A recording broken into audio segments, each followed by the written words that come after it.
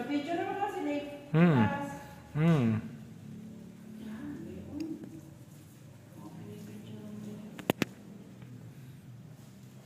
Ulit agad ulit ako. Mababa na ako.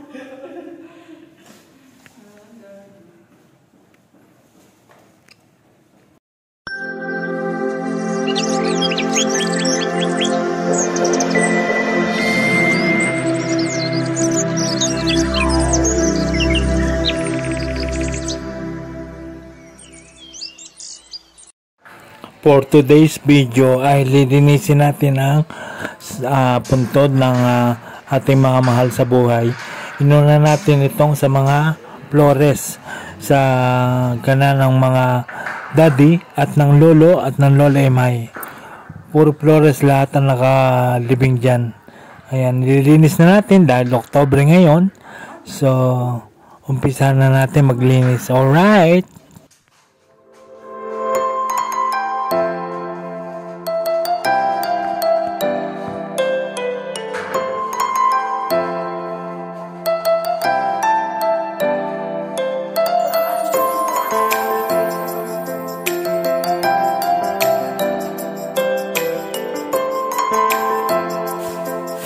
Dahil bago pang pintura, mukhang maganda pang tingnan, hindi na natin siya kailangan pinturahan pa. Kailangan lang ay linisin lang to. Konting linis lang, ayos.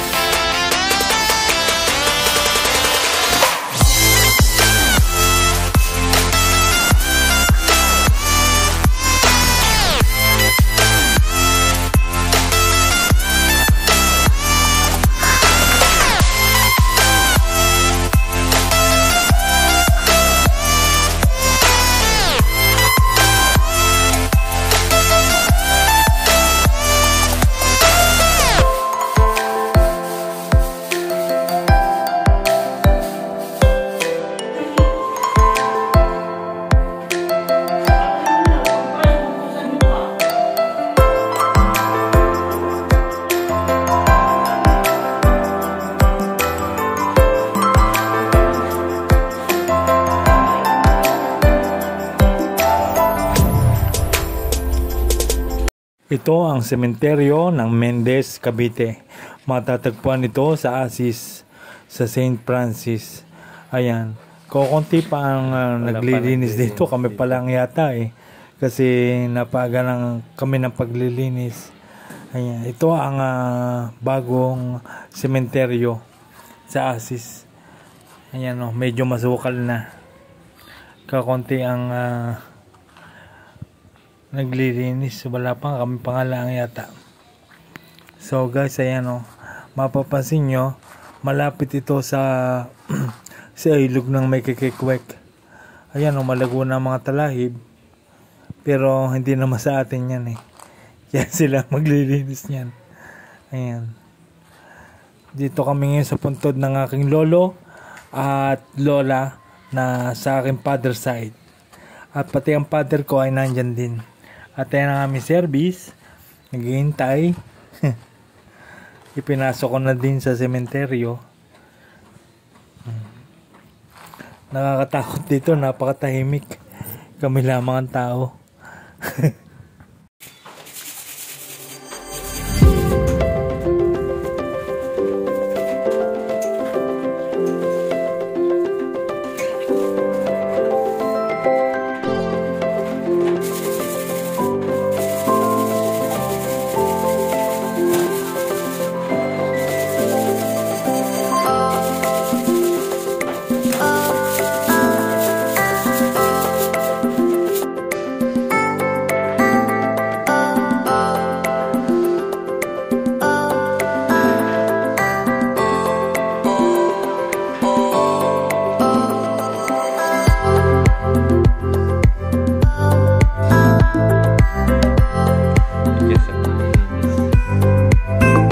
So ayan, malinis na ang puntod ng mga daddy at saka ng lolo.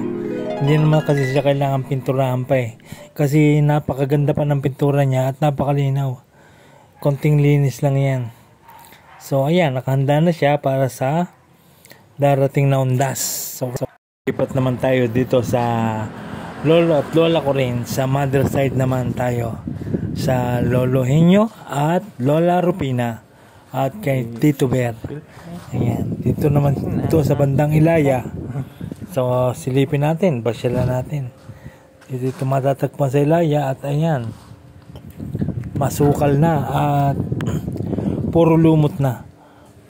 Pati yung mga tiles niya ay nilumot natin. Ha?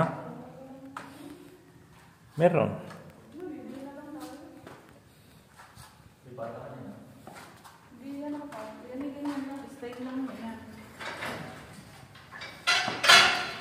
So ayan guys, tinubuan na ng mga backing at saka mga damo at nilulumot na rin pati mga tiles sa loob nilumot na. At yung mga nicho ay nangitim na dahil sa mga usok ng kandila dati nung nakaraang Ondas. So lilinisin natin yan, babaguhin natin yan, pipintura. Kailangan dito pintura, tsaka babaldiyuhin natin yung sahig nya. So samahan nyo ako guys, linisin natin at pinturahan. Let's go! Inumpisahan na namin hakutin ang mga paraphernalia, ang mga tubig, ang pintura at walis at tsaka ang itak. Ayan, kailangan natin ng mga gamit dito dahil maraming linisin. Let's go!